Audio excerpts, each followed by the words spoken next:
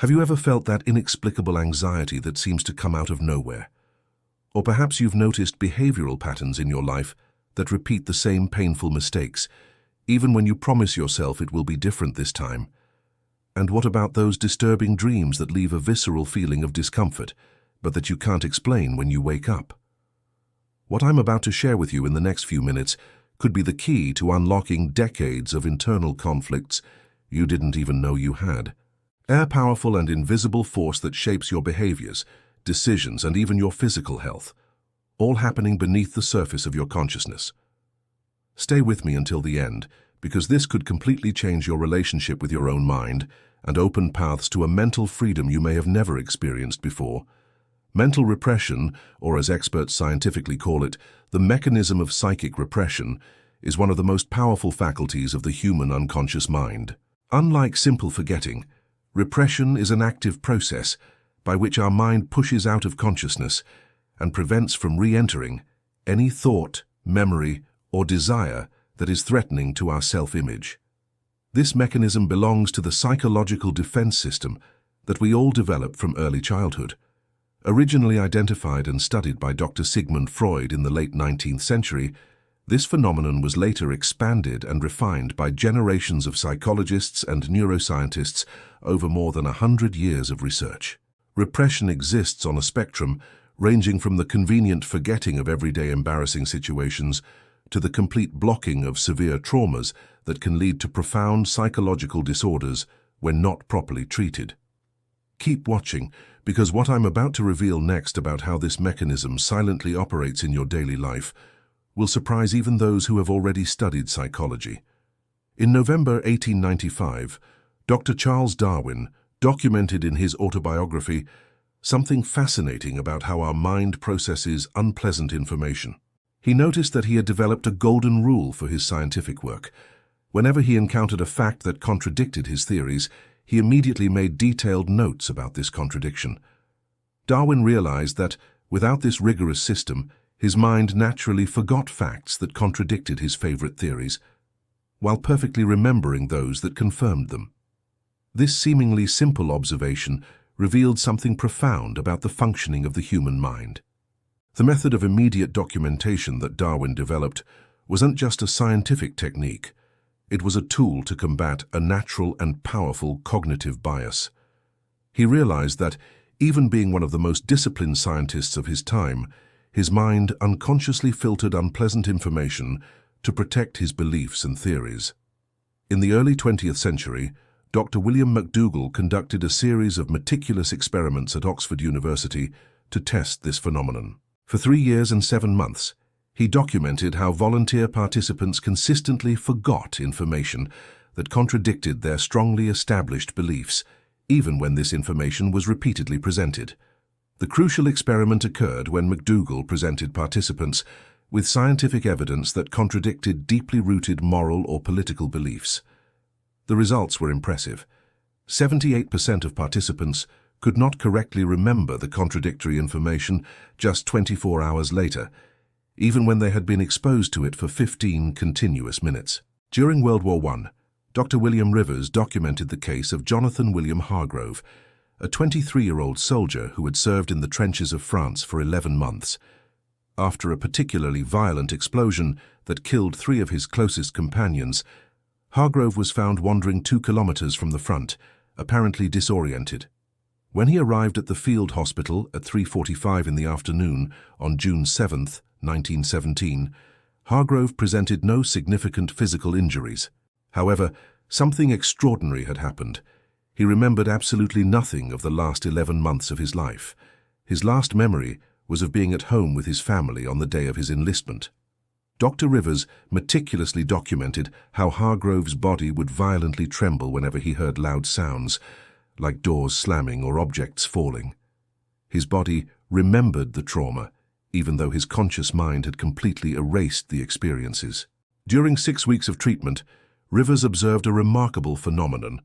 While sleeping, Hargrove would scream the names of his dead companions and relive combat scenes in vivid nightmares. Upon waking, he continued without any conscious memory of these events.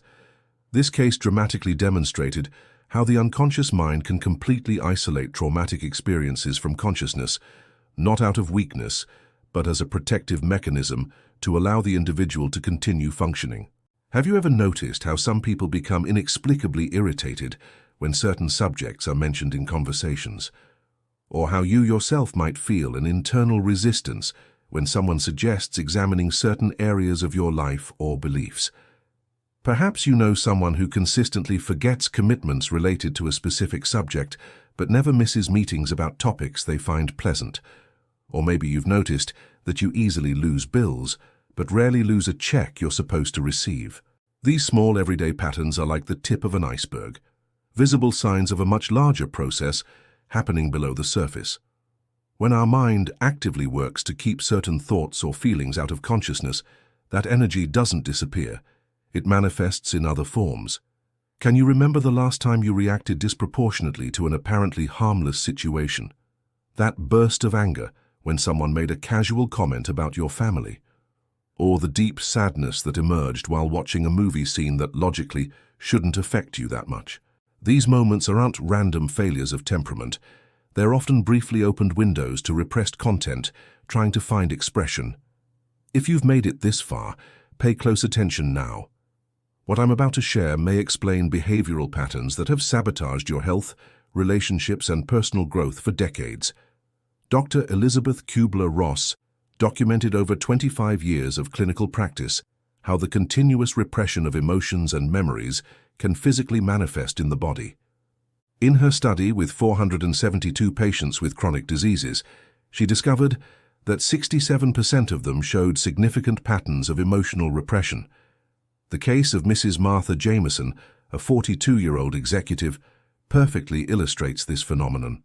Martha suffered from debilitating migraines that didn't respond to any conventional medical treatment. The pains were so intense that she was incapacitated for 2 or 3 days, at least twice a month. During therapy with Dr. Kubler-Ross, Martha began to explore repressed memories of traumatic family conflicts from childhood. As these memories were consciously processed over 8 months of therapy, her migraines decreased drastically, until, by the end of treatment, she experienced only mild and occasional pains every 4 or 5 months. Dr. Alexander Lowen documented similar results with patients suffering from chronic back pain, digestive disorders, and even autoimmune conditions. In his therapeutic protocol, he combined progressive awareness of repressed emotions through mindfulness techniques, practiced for 20 minutes daily, guided verbal expression of identified emotions 3 times a week, somatic release techniques that integrate body and mind, performed twice a week, cognitive reprocessing of recovered memories. After 12 weeks following this protocol, 78% of Lowen's patients reported significant improvements in their physical symptoms, with many experiencing complete remission of conditions that had afflicted them for 5 or more years. The pioneering work of Dr. John Kabat-Zinn at the University of Massachusetts demonstrated that specific mindfulness practices can help identify and release repressed content safely and gradually. His 8-week mindfulness-based stress reduction (MBSR) program showed remarkable results in more than 12,000 participants over 30 years of application. The daily practice of mindful meditation for just 17 minutes proved effective in beginning to identify automatic thought patterns and previously inaccessible emotional content. Combined with the expressive writing technique developed by Dr. James Pennebaker, where the person freely writes for 15 minutes about difficult emotional experiences, these practices create a gradual and safe path to access repressed content. Mrs. Eleanor Richardson, a retired 67-year-old teacher, had suffered from debilitating social anxiety for more than 4 decades. After following the combined protocol of mindfulness and expressive writing for just 6 weeks, she reported, "It's as if a door that had been locked for a lifetime is finally beginning to open. Memories and feelings I never knew existed are emerging, and with each one I process, I feel a weight being removed that I didn't even know I was carrying." Follow-up studies show that the benefits of these practices aren't just psychological. Patients who completed the program showed significant reductions in cortisol levels, the stress hormone, improved sleep quality, and strengthened immune system, demonstrating how the release of repressed content can literally transform the body's biochemistry. When we begin to work consciously with our repressed content, the benefits go far beyond the relief of specific symptoms. Dr. Richard Davidson's work at the Center for Healthy Minds documented how this process can transform various areas of life. Significant improvement in the quality of interpersonal relationships, with increased capacity for emotional intimacy, reduction of automatic stress reactions in challenging situations, greater cognitive clarity and decision-making ability. Decrease in compulsive behaviors, including food dependencies and other self-destructive patterns. Increased creativity and problem-solving ability, greater resilience in the face of adversities. The mechanism behind these transformations involves reconnecting the neural systems that were fragmented by the repression process. When repressed content is consciously integrated, the brain can process information more holistically, reducing the energy expenditure necessary to keep this content out of consciousness. Can you imagine what it would be like to live without that background anxiety that always seems to be present? Or what it would be like to wake up without that sense of undefined weight that you've carried for so many years? This is the transformative potential of working with repressed content. It's essential to emphasize that work with repressed content, especially those related to significant traumas, should be carried out with appropriate professional guidance. In some cases, the rapid release of traumatic material can be destabilizing and re-traumatizing if not conducted in a structured and safe manner. This work is not recommended for people in acute mental health crises, those with a history of severe dissociation, or during periods of extreme emotional vulnerability. It may also be contraindicated for people with certain types of unstabilized psychiatric conditions. The professionals most indicated to accompany this process include psychologists, psychiatrists, and therapists with specific training in trauma and somatic approaches. The combination of appropriate medication and therapy may be necessary in many cases, and this decision should be made in consultation with qualified professionals. Remember that, like any powerful intervention, working with repressed content requires knowledge, respect, and a gradual approach to be truly beneficial. Throughout this journey, we've explored how repression, this universal mechanism of the human mind, silently shapes our lives, health, and relationships. We've seen how our pride and fear of facing less pleasant parts of ourselves can keep us trapped in limiting patterns. We've seen how our pride and fear of facing less pleasant parts of ourselves can keep us trapped in limiting patterns. The good news is that, with the right tools and compassionate approach, we can begin to illuminate these shadowed areas of the mind. In doing so, we not only alleviate unnecessary suffering, but release vital energy that can be redirected toward growth, creativity, and authentic connection. Integrating repressed aspects doesn't mean we need to act on all primitive impulses or uncomfortable thoughts we discover. Instead, it means recognizing them as parts of our shared humanity, allowing them to be seen without excessive judgment, and consciously choosing how we respond to them. This is the true power of self-awareness. Not instant perfection, but the freedom to choose our path with full knowledge of who we are.